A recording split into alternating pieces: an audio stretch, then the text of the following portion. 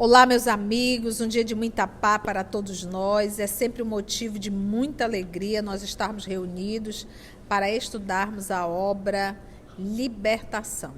Esse estudo é editado pela nossa querida amiga Letícia, já solicitando que Deus e a misericórdia divina, a espiritualidade amiga, possa ampará-la nesse trabalho. Hoje, exatamente 28 de maio de 2021, vamos envolver a nossa irmã Aramita, que irá fazer a prece de abertura, e logo depois ela irá fazer a recapitulação do nosso último estudo.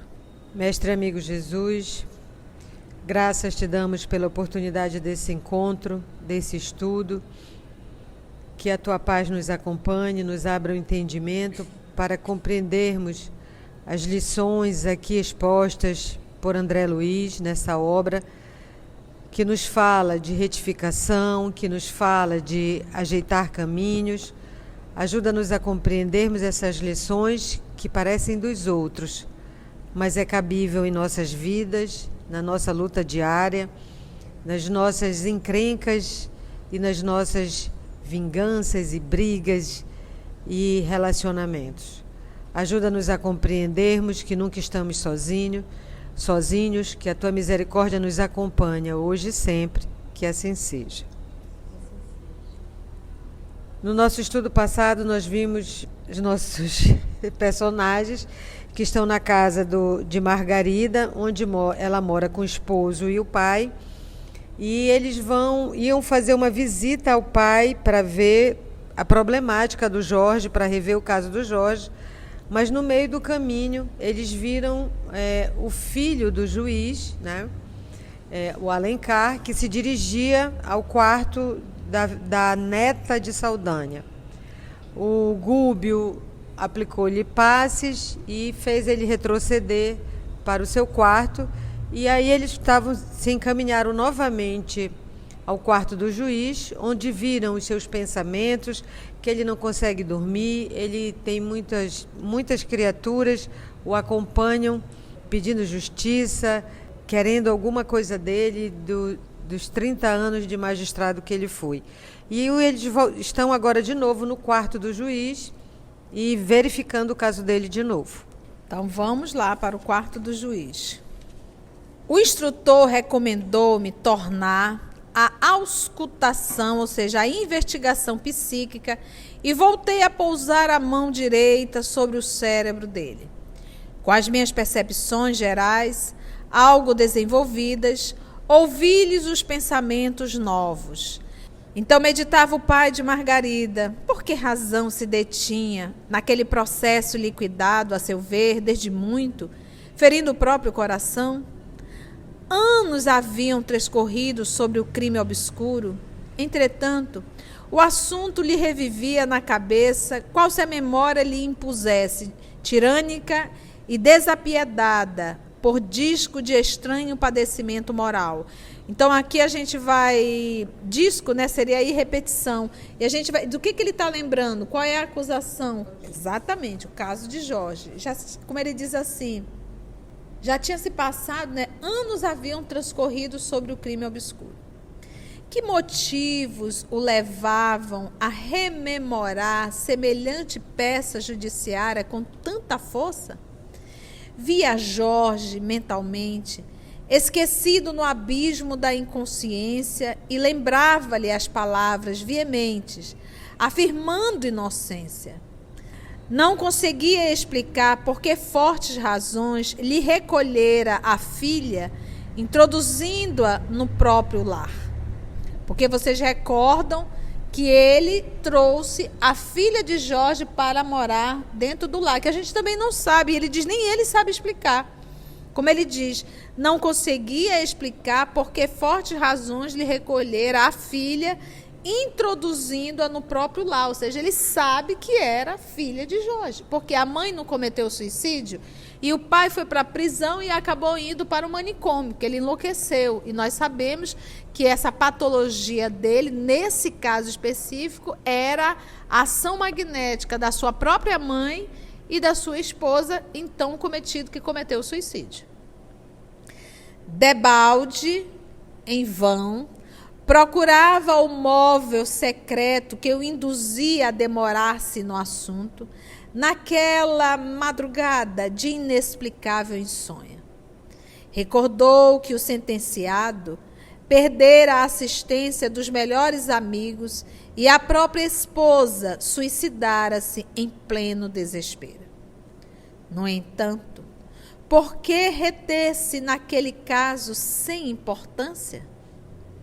Ele, o juiz, chamado a processos incontáveis, apreciar enigmas muito mais intricados e importantes, não conseguia, pois, justificar-se quanto às reminiscências do humilde condenado, réu de crime comum.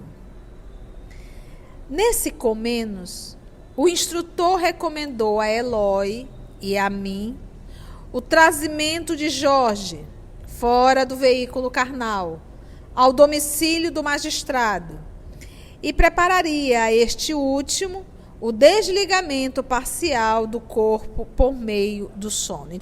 Então, olha só, vamos só entender isso aqui. Nesse comenos, o instrutor recomendou a Eloy, que é um dos estudantes que estão acompanhando a André Luiz e o Gúbio, ele faz parte dessa equipe, e a mim, no caso André Luiz, o trazimento de Jorge, que é justamente o condenado, fora do veículo carnal, porque lembra que o Jorge ainda está internado no manicômio, então vai trazer Jorge ao domicílio do magistrado e prepararia este último. Quem é o último? O juiz, exatamente, o desligamento parcial do corpo por meio do sono. Então, esse aí será o encontro. Voltamos, o companheiro e eu, no caso Eloy e André, ao cubículo do obsidiado que se achava ausente do vaso físico, em grande prostração. Então, ainda há pouco nós estudamos no livro dos médios. Todo o processo de desdobramento, nós dissemos assim, gente, nós somos espíritos e à noite, no momento do sono, a gente sai do corpo. Ou seja, a gente pensa logo que todos saem, não, muitos ficam ali dentro do seu quarto, dentro do seu cubículo. Então, aonde que eles encontraram Jorge? Lá mesmo, no cubículo e em estado de... Exatamente, de prostração.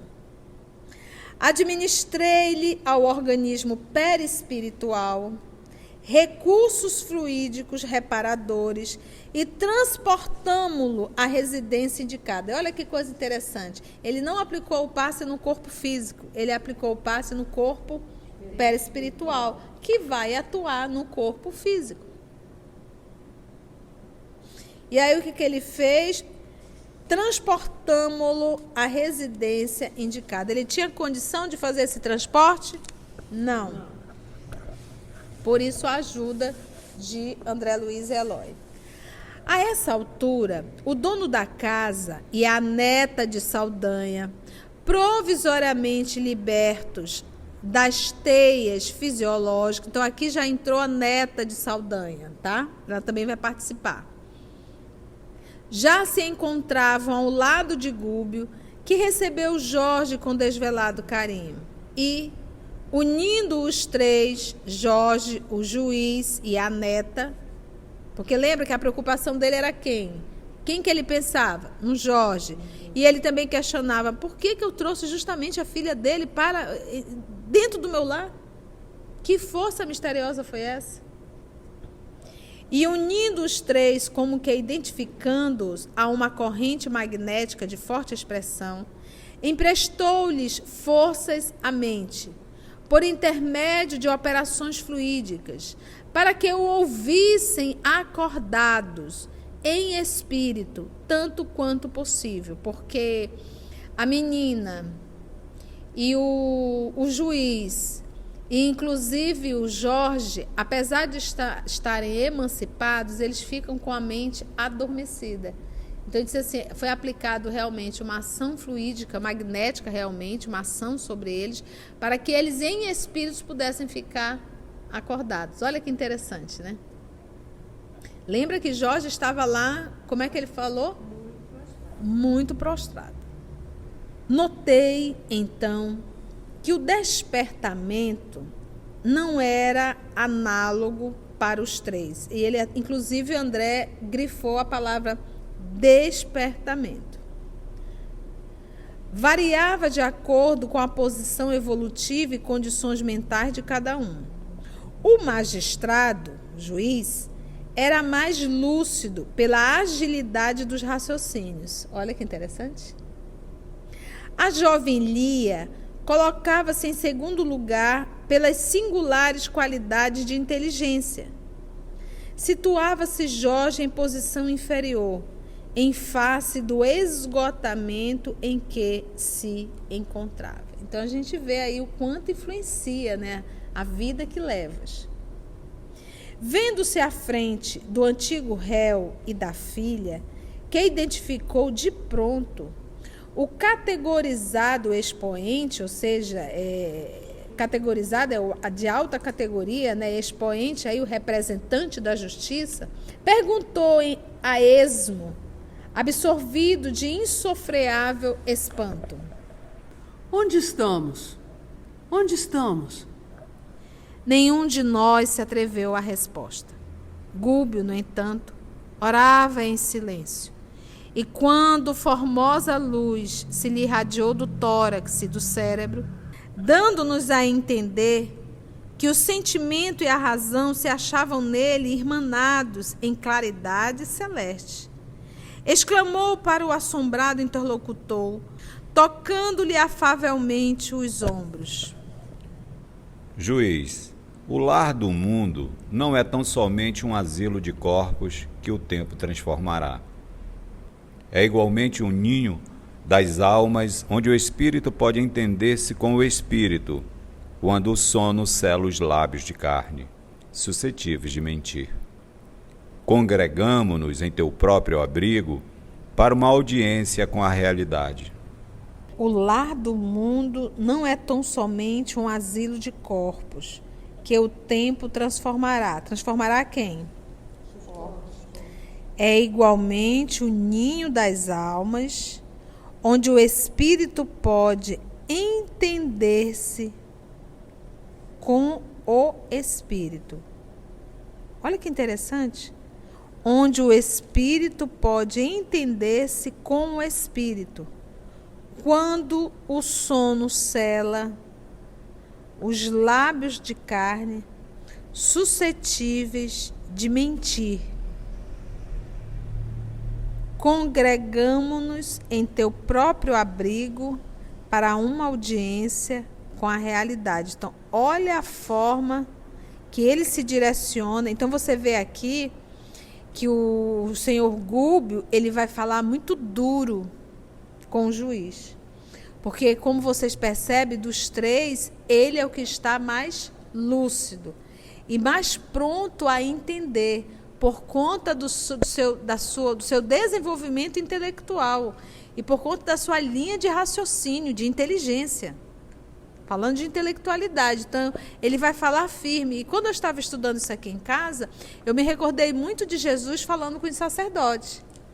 Então, quando ele falava com as pessoas simples, a fala dele era uma. Mas quando ele ia falar com os sacerdotes, a fala dele era bem mais firme. E a gente vai se surpreender com a fala de Gúbio aqui. E eu acho até interessante, porque a gente acha que ser caridoso é ser passivo. E aqui a gente não vai ver essa atitude do Gúbio, a gente vai ver uma atitude extremamente ativa, firme, dura. O chamado realmente ao outro. Então ele diz assim, não pensa que o lar é somente um asilo de corpos, ela é igualmente um ninho de almas, onde o espírito pode entender-se com o espírito, porque nesse momento é de espírito a espírito, não é de personalidade a personalidade. E é forte quando ele diz, quando o sono sela os lábios de carne, suscetíveis de mentir, congregamo-nos em teu próprio abrigo para uma audiência com a realidade. Porque agora, exatamente, é outra conversa e aqui é espírito para espírito. Eu não vou falar com a personalidade, porque às vezes, gente, quando ele fala aqui nesses lábios de carne suscetível de mentir, é porque a nossa personalidade muitas vezes é uma mentira. Ele se mostra aqui numa condição de juiz, de um ser intocável, mas se for levantar o véu de uma vida pregressa, de uma vida do passado, será que é realmente intocável a sua conduta? Por isso é que ele usou o termo aí também, suscetíveis de mentir, lábios de carne. Porque ele parece ser tão autoritário, né? Tão senhor de si. E agora a audiência, mas uma audiência com a realidade. Nada de mentira. O chefe daquele santuário doméstico escutava perplexo. Quem que tinha falado com ele assim? Continuou Gúbio, empolgante. O homem encarnado na terra é uma alma eterna usando um corpo perecível. Alma que procede de milenários caminhos para a integração com a verdade divina. A maneira do seixo que desce, rolando nos séculos, do cimo do monte para o seio recôndito do mar. Somos todos atores do drama sublime da evolução universal, por intermédio do amor e da dor. Indébita é a nossa interferência nos destinos uns dos outros, quando nossos pés trilham retos caminhos. Todavia, se nos desviamos da rota adequada, é razoável o apelo do amor para que a dor diminua. Esse aqui, gente, vai ser no Ticadinho do Jaraqui. Porque nós somos homem encarnado na Terra. É uma alma eterna usando um corpo perecível. Quem de nós não sabemos disso? A pergunta é, a minha conduta diária de quem sabe disso? É uma alma eterna, porque a alma não morre, usando um corpo perecível, ou seja, todos nós temos data de validade. Mas a nossa vida, o nosso cotidiano é como se não tivéssemos data de validade. Alma que procede de milenários caminhos para a integração com a verdade divina. Milenários caminhos. Então eu não sou só esse ser aparente de hoje. Eu carrego uma história. E tenhamos praticamente certeza, uma história carregada de muitas dores, de muitas atitudes equivocadas e algumas vezes de perversidade. Tudo isso, esses milenários caminhos para a integração com a verdade divina. Aí ele faz uma comparação, a maneira do seixo que vai descendo, rolando nos séculos, do cimo do monte para o seio recôndito do mar. Somos todos atores do drama sublime da evolução universal. Atores, por intermédio do amor e da dor. Eu acho tudo tão simples, sabe, gente, isso, mas caramba, a gente consegue complicar tudo na nossa vida, no nosso cotidiano. Essa fala dele, ele já está dizendo aqui, ei, ator, palco, entrou em cena e saiu de cena. Quando você sai de cena, o personagem não vem junto. Por intermédio do amor e da dor nesse processo de evolução. Indébita é a nossa interferência nos destinos uns dos outros. Olha que forte isso aqui. Indébita é a nossa interferência nos destinos uns dos outros. Te explica mais um pouco nisso daí. Gente, quantas vezes a gente não muda os destinos um do outro? A gente muda o rumo com uma fofoca, com uma fala indevida. Você já parou para pensar? Indébita é a nossa interferência nos destinos uns dos outros. Quando nossos pés trilham retos caminhos. Olha só, indébita é a nossa interferência nos destinos uns dos outros. Quando o quê? Quando nossos pés trilham os retos caminhos. Você está ali caminhando retinho, certinho. Todavia, se nos desviamos da rota adequada, é razoável o apelo do amor para que a dor diminua. Então, se a gente vai pela rota, como diz assim, todavia, se nos desviamos da rota adequada, ou seja, se saímos da rota, é razoável apelarmos para o amor para que a dor diminua. O magistrado ligou os conceitos ouvidos à presença de Jorge na sala e inquiriu aflito. O juiz aqui consegue entender perfeitamente o que o Gubi está falando. Na sua profundeza mesmo. Porque no primeiro momento ele já disse assim: ei, tu é perecível. Tu não vai ficar sempre nesse cargo que estás. Segundo, a alma eterna, ele diz primeiro, a alma eterna usando um corpo perecível. E ele diz, a alma que procede de milenários caminhos para a integração com a verdade divina. Aí ele faz a comparação, ele diz, indébita é a nossa interferência nos destinos uns dos outros. Ele já interferiu? Mesmo sendo avisado bastante? Quando os nossos pés trilham retos caminhos. Todavia, se nos desviamos da rota adequada, é razoável o apelo ao amor para que a dor diminua. Ele disse assim, tu já te enrolasse com a lei. Reza e pede para que quando a mão da justiça divina bater, bata devagar. O magistrado então ligou os conceitos ouvidos à presença de Jorge na sala e inquiriu aflito.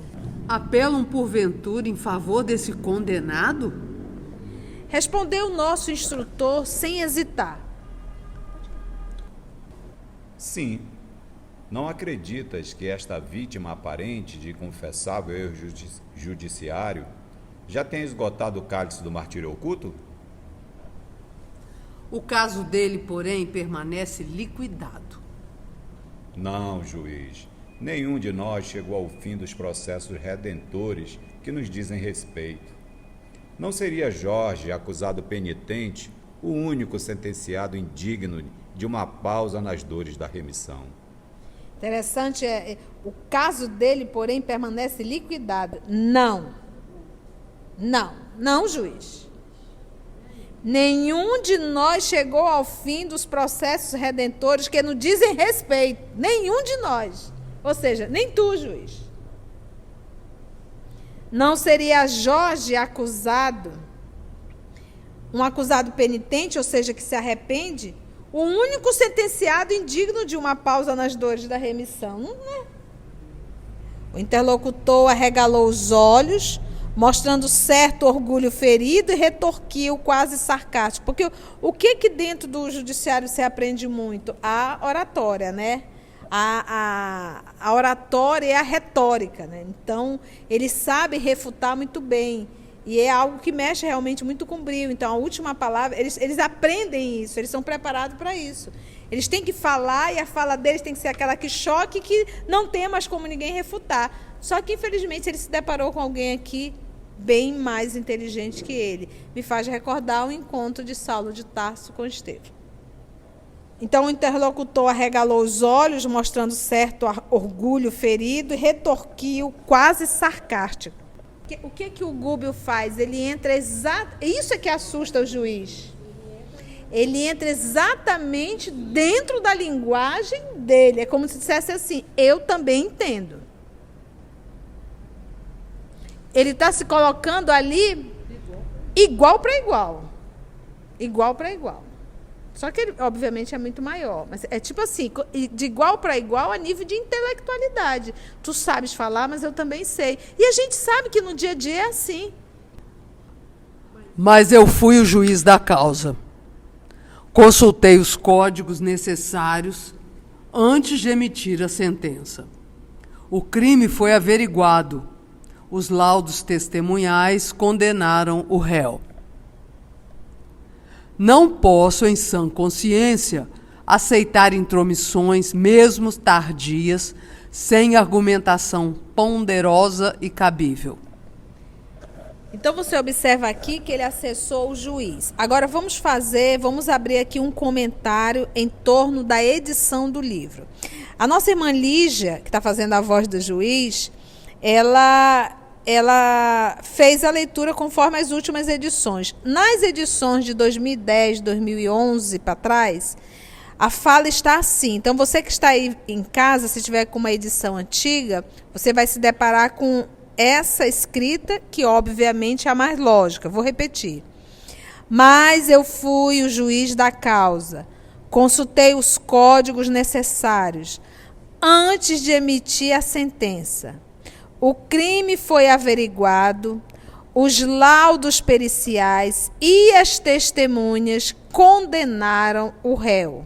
Então tem aí laudos periciais e as testemunhas condenaram o réu. Então, obviamente que é mais lógico. A gente até brincou aqui que nessa hora foi o estagiário, né? Mas está errado, tá, gente? Então, esse último que a tia leu é que é o correto, é o bom senso falando. Aí ele diz, não posso, em sã consciência, aceitar intromissões, mesmo tardias, sem argumentação ponderosa e cabível. Você imagina que ele está desdobrado, está fora do corpo, está frente ao Jorge, frente à filha do Jorge. Ele não para nem para pensar quem é esse ser luminoso na frente dele, e ele continua ainda cheio de si, na condição de juiz, e exigindo aqui, não posso em sã consciência aceitar intromissões. Ele está chamando o Gúbio de intrometido. Intrometido, mesmo tardias, sem argumentação ponderosa e cabível. Ou seja, qual é a sua argumentação? Você é anjo, imagina, você é anjo, espírito luminoso aí, que está aí iluminado. Qual é a sua argumentação para dizer que Jorge, nada disso está certo? E de repente vem você, um anjo iluminado, dizer que está todo mundo errado? Gente, olha o nível que a gente chega de prepotência, né? Gúbio contemplou compadecidamente, porque realmente tem que se compadecer, mas olha só, ele se sente, mesmo desdobrado do corpo, a personalidade está aí dominando tudo. Ele nem conseguiu, a vaidade é tamanha, o orgulho é tão grande, que não deixou nem ele perceber a situação que ele está nesse momento, desdobrado. Ele não poderia olhar para o corpo e dizer, meu corpo está ali, eu estou aqui espírito, como é que o Jorge conseguiu? Ele não consegue atinar. Tanto é o orgulho e a vaidade dele. Faz sentido isso que eu estou falando? Vocês já pararam para pensar nisso? Gúbio contemplou compadecidamente e considerou. Compreendo-te a negativa. Os fluidos da carne tecem um véu pesado demais para ser facilmente rompido pelos que se não afeiçoam ainda, diariamente, ao contato da espiritualidade superior. Invocas a tua condição de sacerdote da lei para esmagares o destino de um trabalhador que já perdeu tudo quanto possuía, a fim de que resgatasse intensivamente os erros do passado distante. Referes-te ao título que a convenção humana te conferiu, certamente atendendo a injunções do poder divino. Entretanto, não me pareces amoldado aos sublimes fundamentos de tua elevada missão no mundo, porquanto o homem que aceitou a mordomia no quadro dos bens materiais ou espirituais do planeta nunca alardeia superioridade, quando consciente das obrigações que lhe cabem, por entender na administração fiel um caminho de aprimoramento, mesmo por meio de extremo sofrimento moral. Distribuir amor e justiça simultaneamente na atualidade da Terra, em que a maioria das criaturas menospreza semelhantes dádivas, é crivar-se de dores. Admites que o homem viverá sem contas, ainda mesmo aquele que se supõe capacitado para julgar o próximo em definitivo? Acreditas haja o teu raciocínio acertado em todos os enigmas da senda? Terás agido imparcialmente em todas as decisões? Não creias, o justo juiz foi crucificado no madeiro de linhas retas por devotar-se no mundo à extrema retidão. Todos nós, na estrada multissecular do conhecimento edificante, muita vez colocamos o desejo acima do dever e o capricho a cavaleiro dos princípios redentores que nos compete observar. Em quantas ocasiões já se te inclinou o mandato às falsificações da política desintegrante dos homens, ávidos de transitório poder? Em quantos processos permitistes que os teus sentimentos se turvassem no personalismo delinquente? Meus amigos, a resposta de Gúbio é lapada atrás de outra lapada. Então, cenas do próximo capítulo. O nosso próximo estudo a ti irá comentar essa fala de Gúbio. Já a partir desse momento, agradecemos a Deus, nosso Pai, e a espiritualidade amiga, e vamos aguardar os comentários da tia no nosso próximo estudo. Um grande abraço, que Deus nos abençoe e que a espiritualidade amiga nos fortaleça sempre. Que assim seja.